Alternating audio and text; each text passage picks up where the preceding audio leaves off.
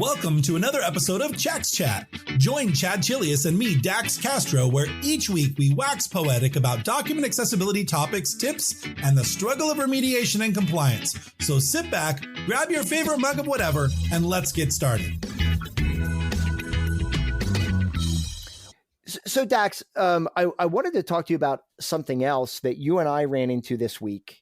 You had downloaded a document from a website, and the document was 200 plus pages. Oh, yeah. But we opened up the tags tree, and there were literally only 3 tags in the document. And you and I kind of looked at each other. We're like, wait a minute. There were literally 3 P tags. And when you went to those tags, they equated to 3 paragraphs on the first page of the document. Is this acceptable, right? Like, is it okay to have a 200-page document that is fundamentally not in any way accessible, but they are meeting the WCAG requirement of offering an alternative?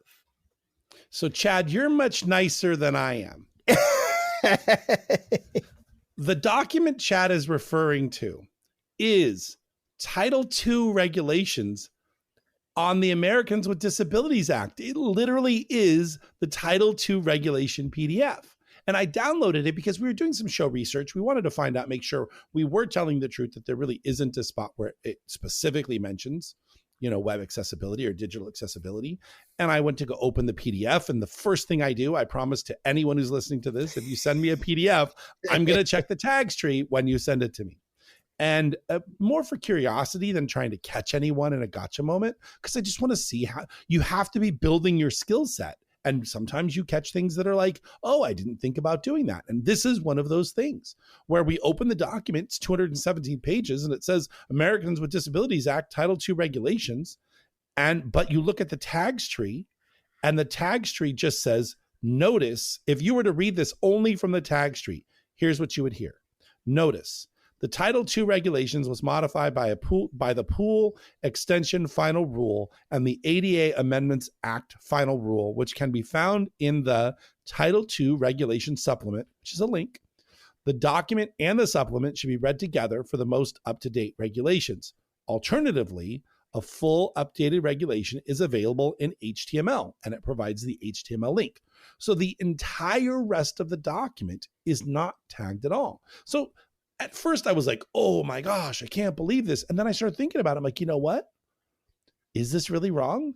Because, WCAG says providing an alternate experience. If I have a table or if I have a chart or a graph, a bar chart or line graph, and I provide an alternate experience that is equal to the information, then what does it matter? Right? And so then I started thinking about it. I go, you know what, Chad, we should talk about this on the podcast, because I think it's worth mentioning that I'm not sure that this is I would say you could make an argument either way. So once again, we want to thank the North Idaho College and the upcoming Accessibility Camp Coeur d'Alene, which is on August 3rd and 4th in Coeur d'Alene, Idaho.